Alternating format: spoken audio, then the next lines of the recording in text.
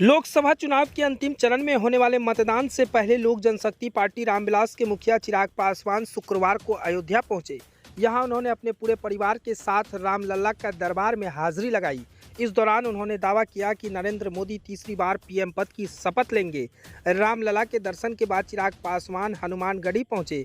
यहां उन्होंने पत्रकारों से बात करते हुए कहा कि 4 जून को जब परिणाम आएंगे तो नरेंद्र मोदी तीसरी बार प्रधानमंत्री पद की शपथ लेंगे। वहीं पीएम मोदी के कन्याकुमारी के प्रसिद्ध विवेकानंद रॉक मेमोरियल जाने पर विपक्ष के सवाल उठने पर उन्होंने कहा कि विपक्ष कभी समझ नहीं पाएगा क्योंकि उसने सनातन को कभी सम्मान नहीं दिया। वर्ष 2014 और 19 के चुनाव प्रचार के बाद प्रधानमंत्री मोदी ध्यान लगाने जा चुके हैं, उसी प्रकार 2024 में भी पहुंचे हैं। उन्हीं का हनुमान मैं हूं।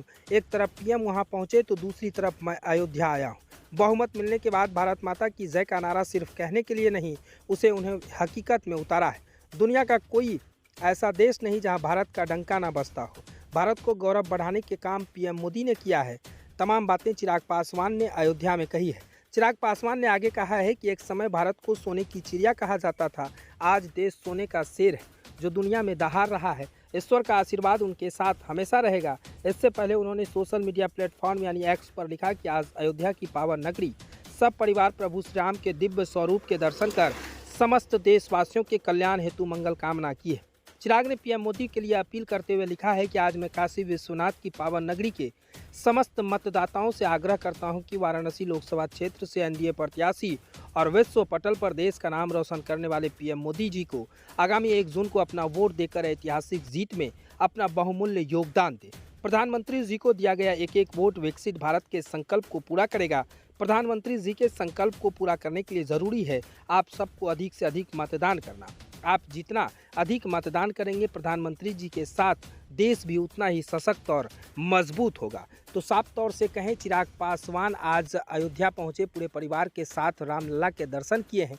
उन्होंने साफ कहा है कि एक तरफ पीएम मोदी उधर साधना में लगे हैं तो दूसरी तरफ पीएम मोदी के हनुमान भी वाराणसी पहुंचे हैं। वाराणसी पहुंचने के बाद फिर अयोध्या पहुंचे और रामलला के दर्शन किए हैं। जो तस्वीर के माध्यम से देखिए किस तरह से पूरे परिवार के साथ चिराग पासवान रामलला के दर्शन करने के लिए पहुंचे हैं और वहां पर दर्शन करने के बाद हनुमानगढ़ी में पत्रकारों से बातचीत करते हुए उन्होंने कहा है कि जब 4 जून को रिजल्ट आएगा तो पूरा देश ही नहीं बल्कि विदेश में भी भारत का डंका बजेगा, क्योंकि इस बार जो पीएम मोदी ने पिछले 10 सालों में भारत के लिए काम किया है वो शायद विपक्ष को सोचना पड़ेगा। विपक्ष के लोग ऐसे ही चिल्लाते रहेंगे और फिर 4 जून को रिजल्ट जो आएगा विपक्ष के लोग ऐसे ही देश की जनता कभी उनका साथ देगी। ऐसे में पूर्ण विश्वास है कि 4 जून को जब परिणाम आएंगे बड़ी बहुमत के साथ लक्ष्य को पूरा करते हुए मेरे प्रधानमंत्री जी तीसरी बार प्रधानमंत्री पद की शपथ लेंगे। प्रधानमंत्री जी कन्याकुमारी विवेकानंद मंडपम में पहुंचे हैं, जहां पे विवेकानंद जी को दिव्य दृष्टि का ज्ञान प्राप्त हो। आओ आप अयोध्या रामलला जैसे विपक्ष कह रहा आचार संहिता की उल्लंघन है, बहुत ये उल्लंघन नहीं है, पर ये बात वो लोग कतई नहीं समझ पाएंगे जो आध्यात्म को कभी जान नहीं पाए। ये वो विपक्षी दल कभी नहीं समझ पाएगा जिसने सनातन का कभी सम्मान किया ही नहीं, कभी आस्था रखी ही नहीं। उनके लिए ये बातें मायने ही नहीं रखती।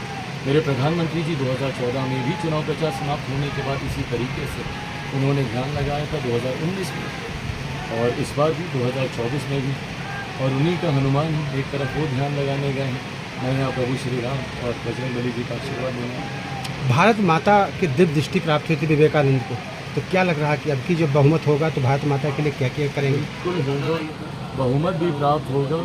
और जिस तरीके से मेरे प्रधानमंत्री भारत माता की जय कहने के लिए ही ये नारा नहीं लगा, हकीकत में आज भारत माता की जय उन्होंने देश में दुनिया में उन्होंने करके दिखाया। आज दुनिया का कोई देश ऐसा नहीं है जहाँ पे भारत का डंका ना बजता है। जिस तरीके से भारत माता के गौरव को सम्मान को सर को ऊँचा करने का काम किया। एक समय था जब कहा जाता था कि भारत सोने की चिड़िया है। मेरे प्रधानमंत्री जी ने आज सोने का शेर भारत को बनाया है जो दुनिया में दहाड़ता है। ऐसे में भगवान का आशीर्वाद मेरे प्रधानमंत्री जी के साथ है और प्रधानमंत्री जी में वो क्षमता है देश को मजबूती से आगे लेकर। बिहार के लिए क्या करना चाह रहे हैं आप? बिहार में कई कार्य करने बाकी हैं। बिहार पर